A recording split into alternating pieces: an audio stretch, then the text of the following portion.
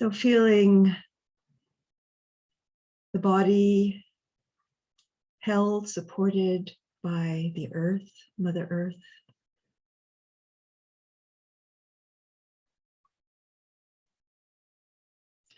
Let's open our minds to this greater being of which we are a part. Gaia, Mother Earth, life, the wholeness of life.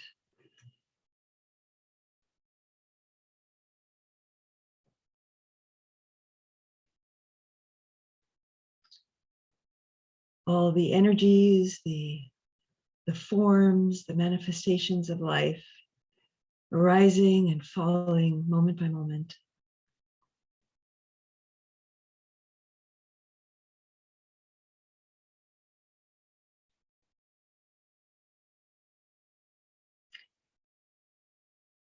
Let's bring an honoring, an attention, an awareness to our ancestors, the ancestors of this land. And we're all sitting perhaps in different places.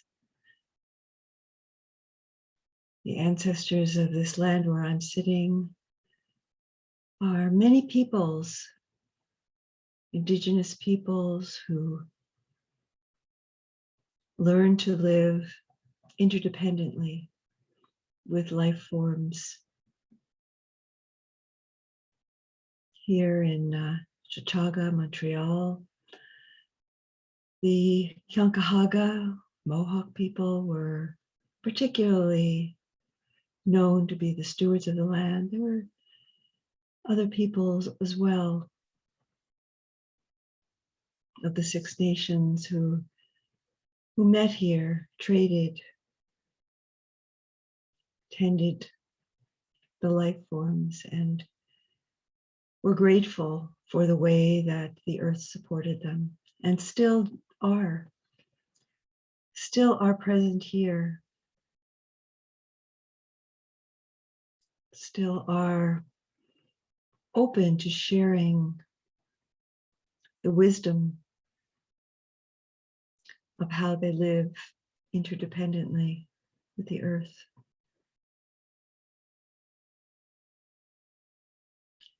And our ancestors of our blood and bone, the ancestors who came from different parts of the earth, different parts of the world, migrated, wandered, traveled, and brought forth life, survived. They too cultivated wisdom in different ways. And also, as all human beings, were driven by so many different impulses.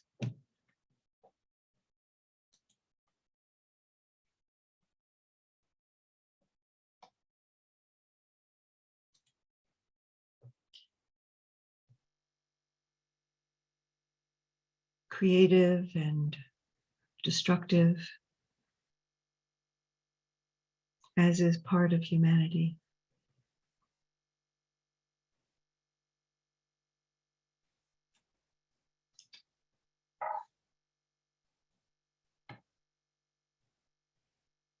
So we arrive in this place, in this time,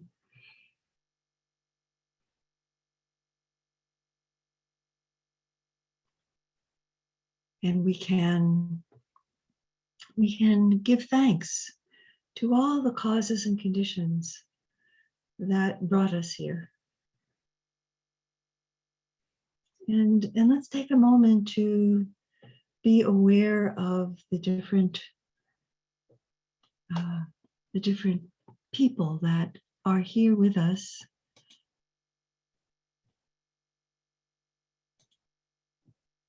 And have decided, made a decision to arrive in this space with us, to be here, to support their practice, to support their journey on the path, to support our journey on the path together. So thank you to everyone who for coming here. And we can welcome each other. We can know that we are here not only for ourselves, but also for one another.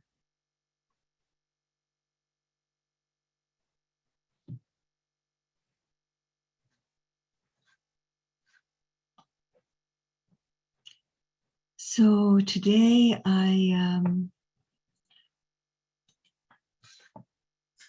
going to just put into the chat once more the PDF from the book that I'm using, this book on the Parami, or the perfections of the heart, that I've been teaching from for the last, I guess, 5 weeks or so. And this book is a free ebook or PDF file from, and it's by Ajahn Sucitto. It's a compilation of talks that he gave on these 10 perfections of the heart.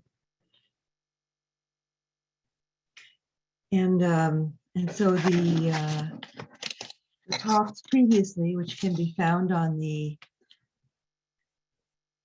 True North Insight YouTube channel, which you can go to the website and find. So the talks previously have been on an overview of the Parami, and on generosity, on morality, on renunciation, and this one is on wisdom.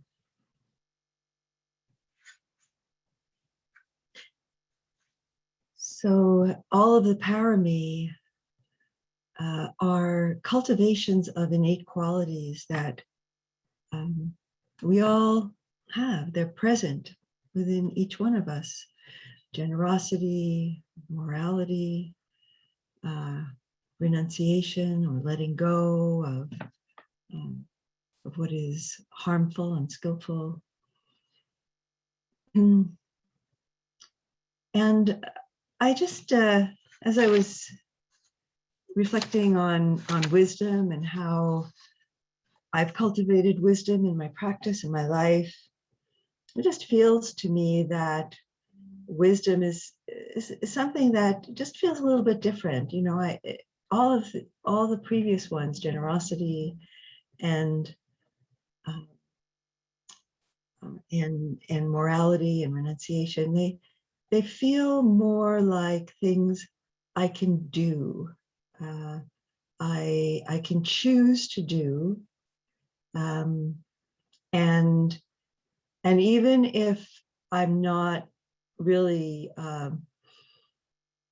feeling generous, for example, I can choose to be generous, and it somehow feels a little bit clearer as I thought about it, like, how can I can cultivate generosity, I can cultivate morality, I can cultivate renunciation, and how do I cultivate wisdom? And what is wisdom anyway? You know, that we're all in, we all have this innate wisdom, and how do we cultivate it? Another term that Ajahn Sucitto used to describe wisdom is innate clarity.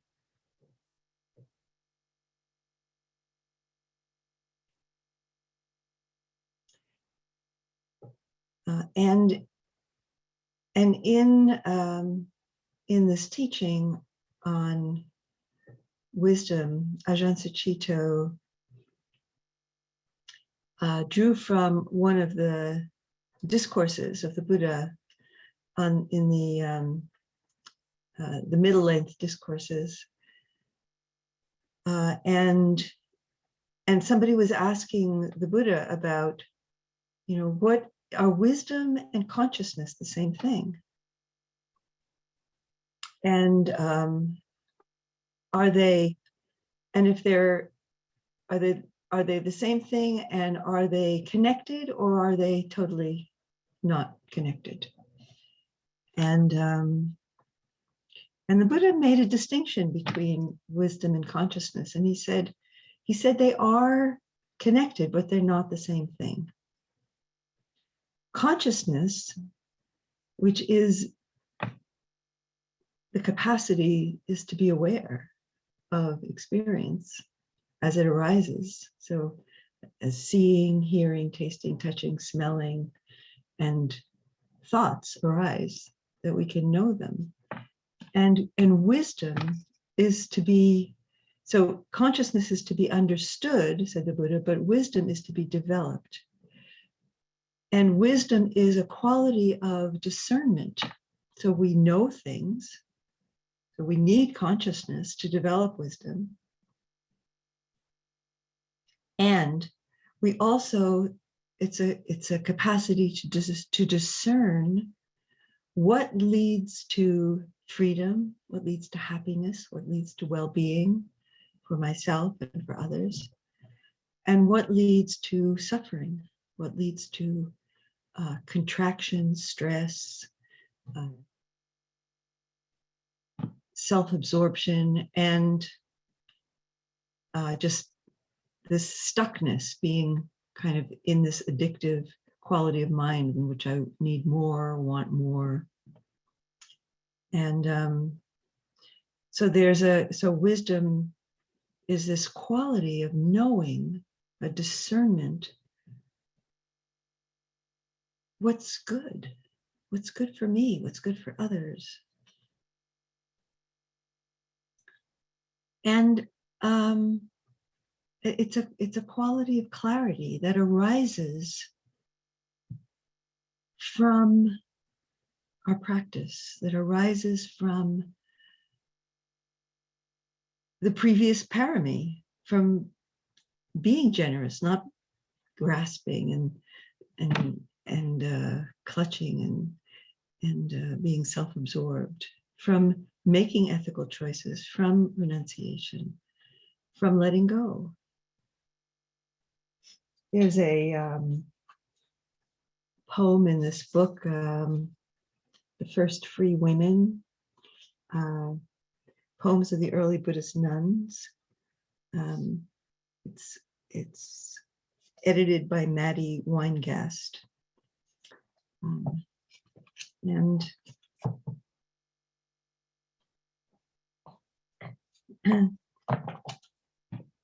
there's a poem by Suba, the goldsmith's daughter.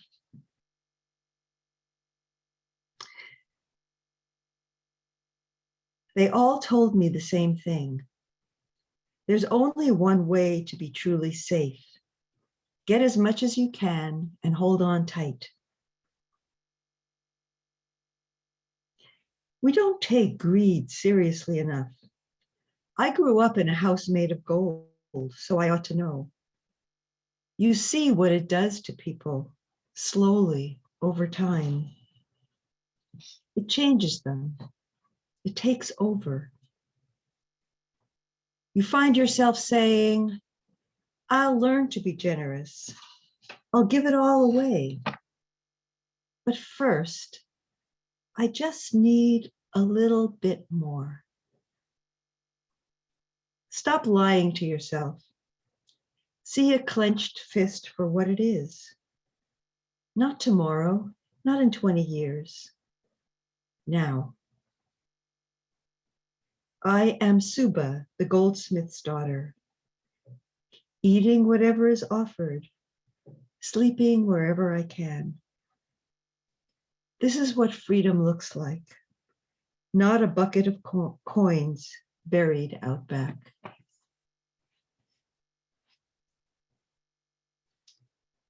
So we may not be called to live as a wandering mendicant, a wandering nun or monk, sleeping wherever we can, eating what we get in by way of alms, but we can be content with what we have. We can learn to live simply. We can learn to share what we have. We can learn to recognize greed and aversion for what it is, and recognize that it doesn't lead to happiness. It doesn't lead to freedom. It leads to more of the same, leads to more wanting, more pushing away, more anger. So this transcending wisdom is a perfection that arises with all the other parami. It works together with generosity, with morality, renunciation, and all the others that come after. So we develop wisdom. We develop this wisdom which is already alive within us on three fronts: by learning, so hearing and studying the Dharma, by practicing, and by realizing. So we take in the ideas that are given us in the Dharma teachings. We study them, we listen to them, and then we practice them. We think about them, we remember them. And practicing mindfulness helps us in this, because mindfulness helps us to stay connected to the ideas, stay connected to being present in the moment and not getting swept up by desire, greed, and aversion, and letting the mind just drift away and ignoring what we more deeply know. And so we practice, we apply these ideas to our lives, and we practice meditation, which really helps us to cultivate the steadiness of mind and the insight into what is arising in this moment, so we can see how the causes of suffering arise in the mind. And then we begin to realize, the third step, we begin to know a moment of freedom, a moment of letting go, a moment of seeing the arising and passing away of this anger that we thought was our whole world. We get so angry and we get caught up in this drama, and we think it's so true that wasn't fair, and that they shouldn't have said that, and they shouldn't have done that, and we have to do something. We have to make it right. We have to say something back to them, or we have to have this thing that we need so much. And then when we develop this capacity to just stabilize the mind and breathe through and let go and see, this drama that I thought was so real, where is it now? It's gone. I just allow myself to stabilize in calmness, in trust, in the breath, in the body, then this drivenness that seems so powerful, seems so all-encompassing, passes away. That's insight. And that is how we cultivate wisdom. So it's really touching into this innate faculty that knows what is good. We do have this inner voice, this inner presence that we recognize goodness when we see it in others. We recognize goodness when it arises in ourselves. And the more we practice it, the more we listen to that voice, the more we can learn to trust it. And it's not a self, although we can say somehow it's who we truly are. It's not me or mine. An image that Ajahn Sucitto uses that I liked is that he compared it to, when a raccoon is fishing in the water with its paws, that its paws know the difference between a rock and an oyster or a mussel fishing around in the water. It has a kind of just this discernment, which is not of the mind. Although the mind, we train ourselves, we have minds that can learn wisdom. So the mind can be helpful, but that learning to trust that inner voice, it's that those words really begin to point us to a heart, the chitta, the heart mind that knows the truth, that can discern between skillful mental states and unskillful mental states.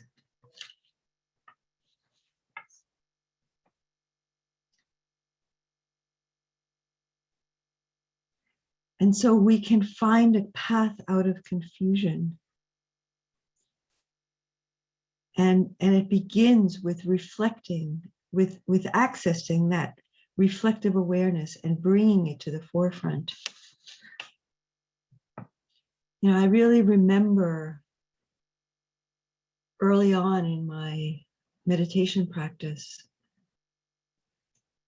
how when I began to recognize the different kinds of energies that arose, and how these obsessive energies, the compulsive energies, were driving me, and that somehow in recognizing them, I could let go of them, that it felt like I was coming home. I was coming home to a deeper self that I had abandoned. And I really wanted to make that deeper wisdom, that deeper way of knowing, that sense of presence. I wanted to make that my home, my true home. And so wisdom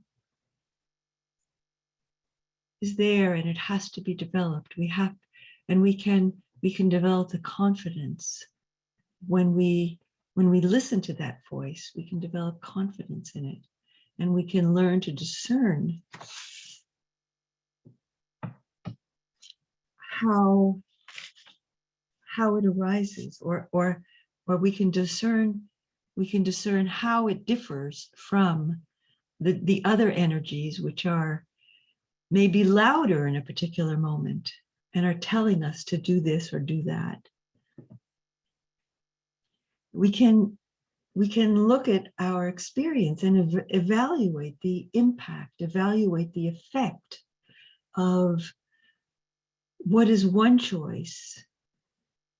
What is choosing to do some online shopping when I feel bored or restless or sad or dissatisfied, and what is turning toward those feelings, turning toward the body with kindness and perhaps, just taking a few minutes to sit and breathe, or perhaps reading some Dharma, or perhaps listening to some chanting, and touching into a deeper quality of peace and finding contentment in this moment. So using skillful means to find the inner qualities which bring me home to myself, home to not a self in an egoistic way, but a sense of well-being and contentment.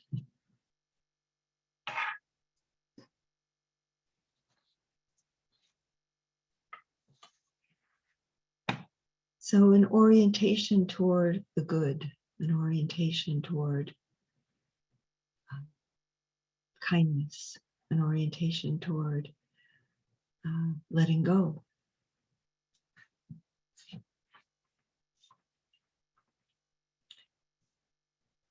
So I'm going to guide us into a sit, and then I'll open up. I'll leave a few minutes for some sharing and some questions at the end. And maybe we can just look at how you experience wisdom in your life and in your practice. So please take a posture for meditation, and orient yourself with regard to the camera in whatever way feels appropriate for you.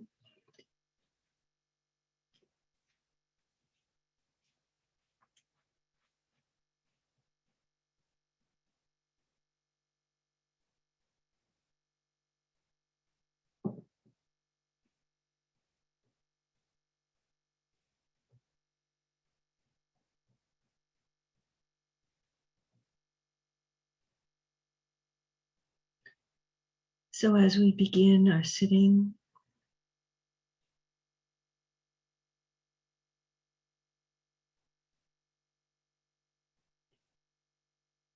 I invite you to bring, once again, bring attention to the body.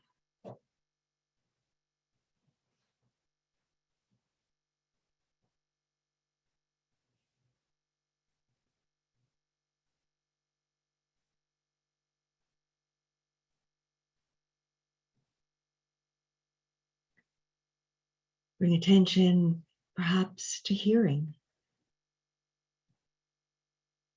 Hearing the arising and passing away of sound.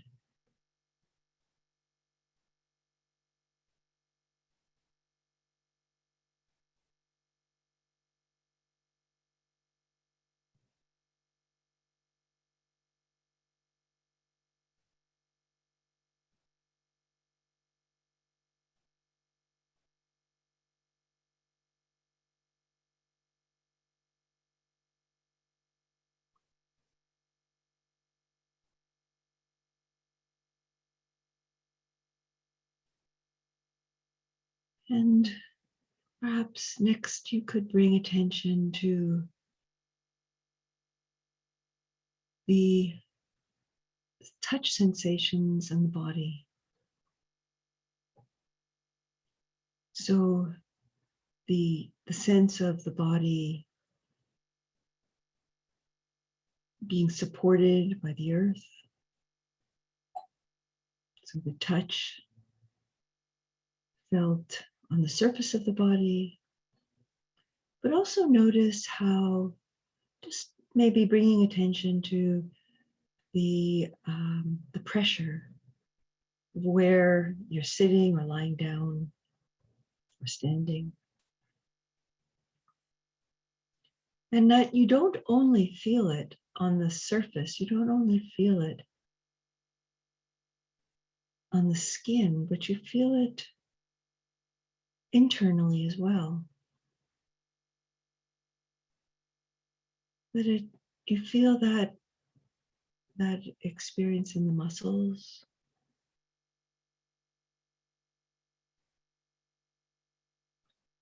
Maybe in the bones, pressure on the skeleton.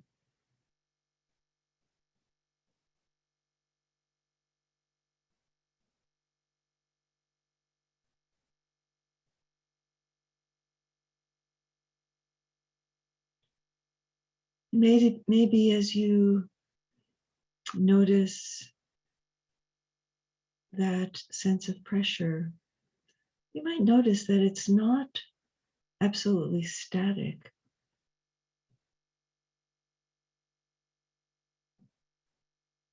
And see for yourself, if this is your experience, that you notice that even though you might not be moving very much at all, but that sense of pressure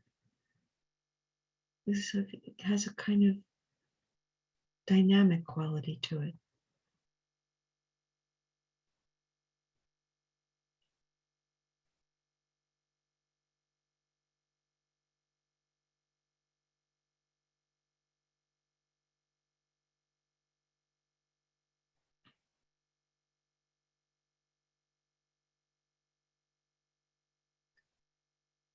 And extend that attention that you're bringing to that particular place in your body where you're feeling pressure to expand throughout the body, wherever your attention feels drawn.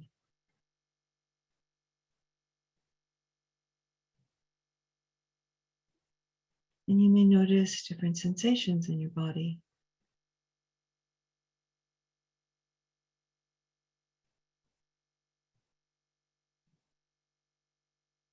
Tingling, soreness, contraction,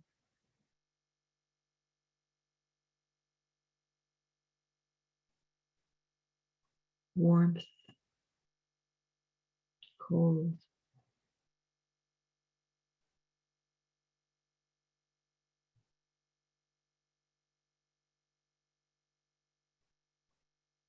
Some of them may be pleasant, some of them may be unpleasant. A lot of them may be neutral.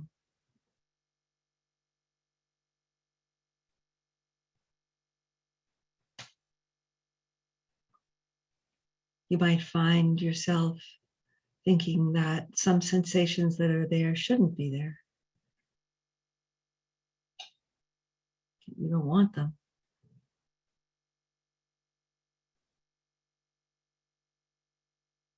Or some sensations that you feel you may want more of.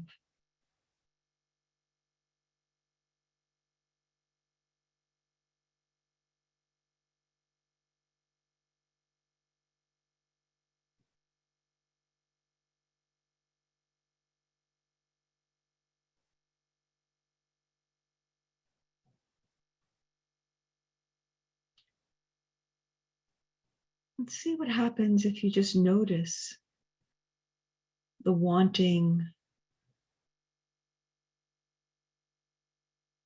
things to be different than how they are. Wanting things a certain way, the way you think they should be. You just notice that. What is the quality of that wanting things to be different?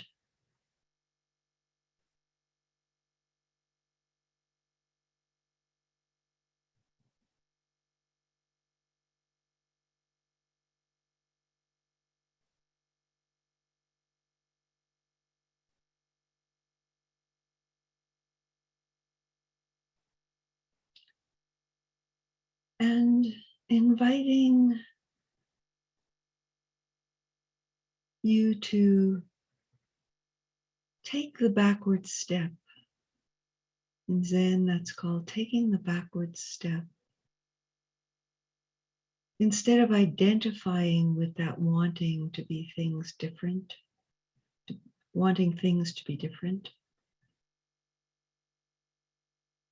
to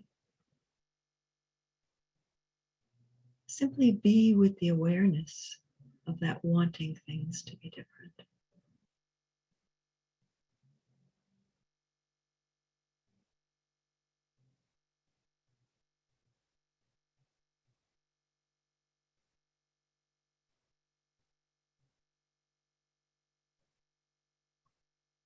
There's no judging in that awareness.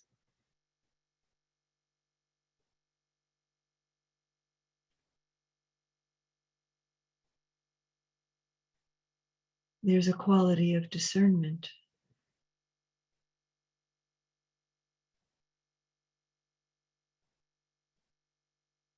of knowing what the Buddha called craving.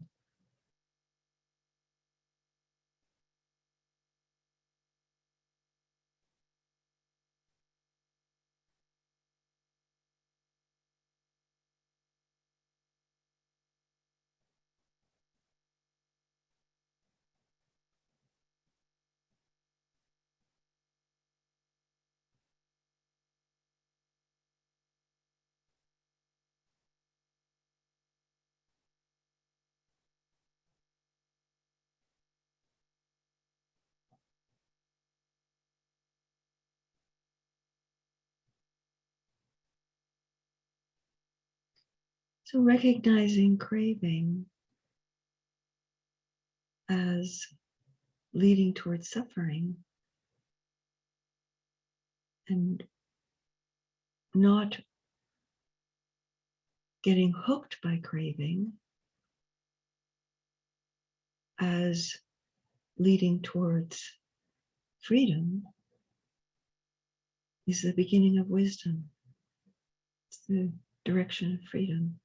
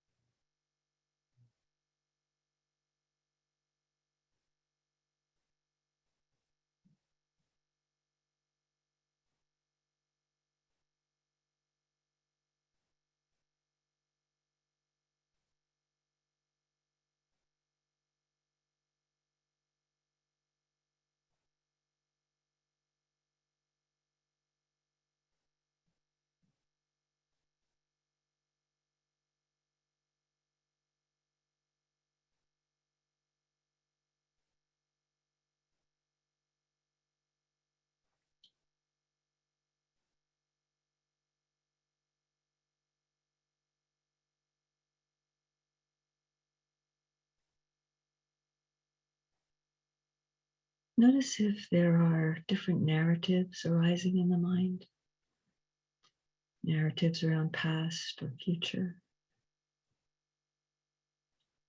narratives around preference, about self, about sensory experience.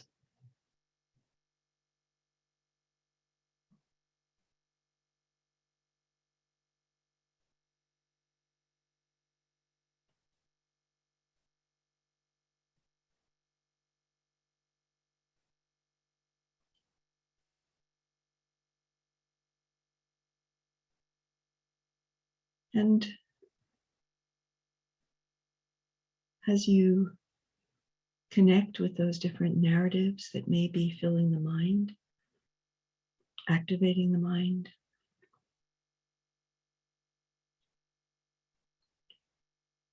notice how the body is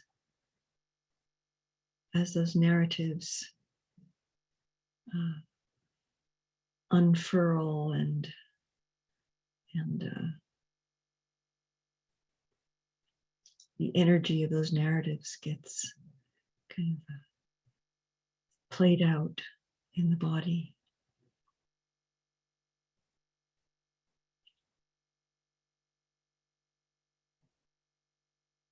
Is the body contracting? Is the body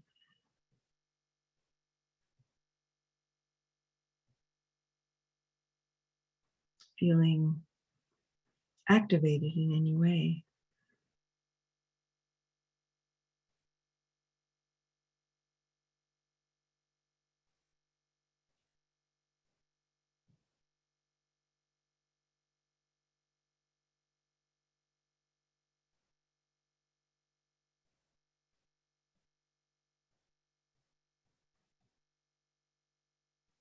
Notice what happens when you just come back to the breath. Feel the breath in a simple, present manner, just feeling the in-breath and the out-breath, feeling the body sitting or lying down.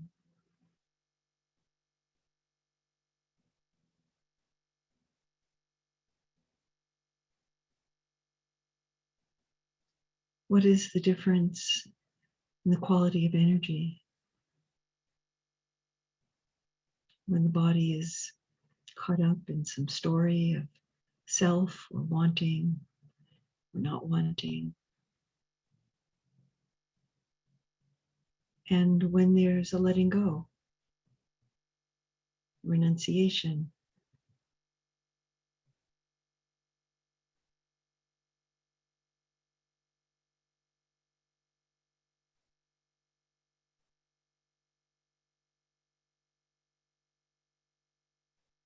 coming back to just being present and being aware.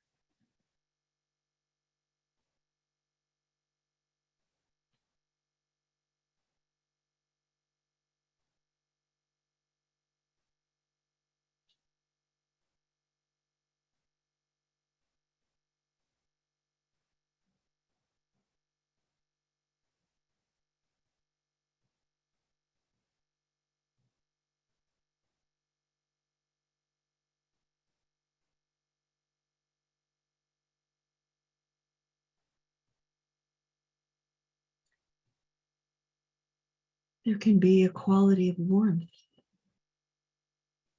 and we can even invite this quality of warmth of the heart to be present in our practice, to, in a way, counteract or balance out, or as an antidote to whatever judgment might arise as we discern unskillful mental activity.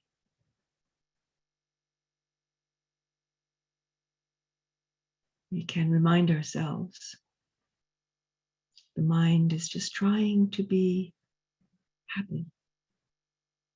Just doesn't know how very well sometimes.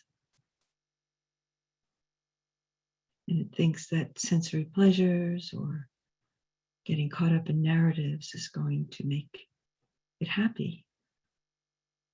But wisdom tells us that it's not really the right road to happiness.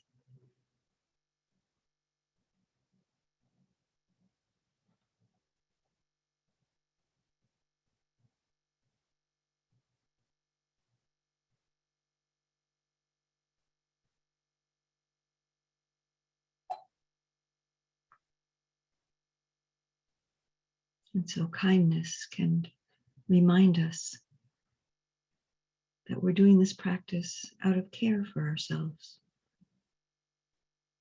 out of wanting what is, out of a healthy wanting, an aspiration to be free for our own welfare and the welfare of others.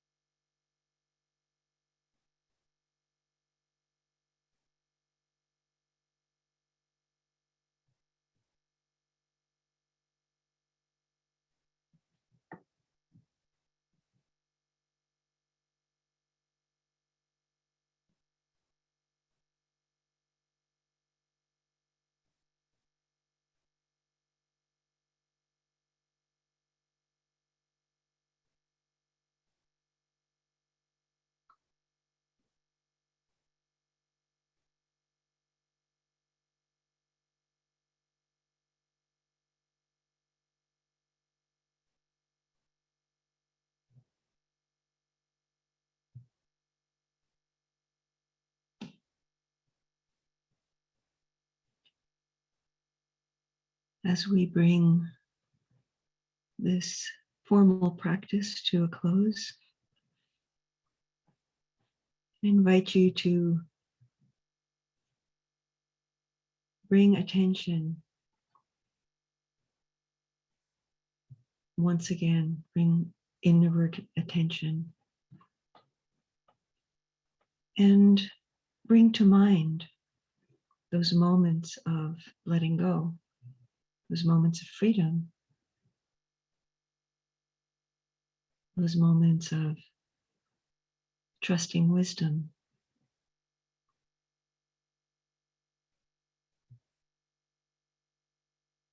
And the blessings, the goodness of that, the goodness that we can experience directly from letting go of what leads to suffering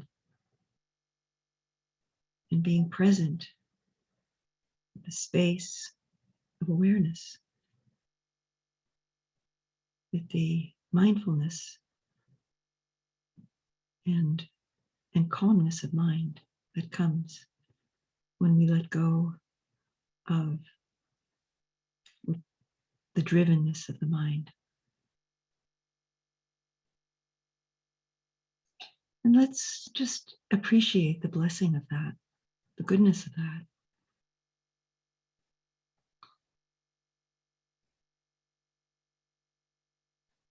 And awaken the generous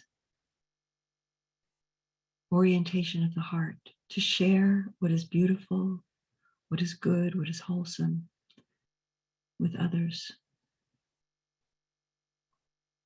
Who in your life would you like to share this blessing with?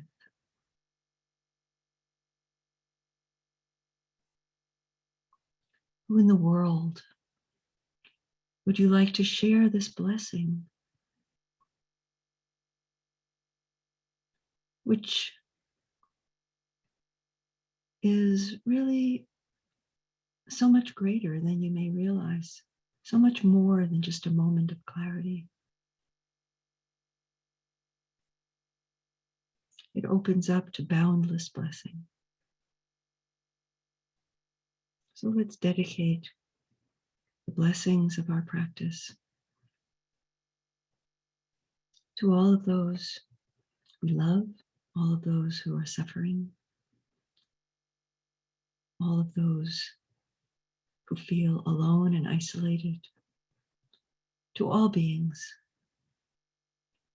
to all the earth. May all beings know happiness, well-being, and liberation.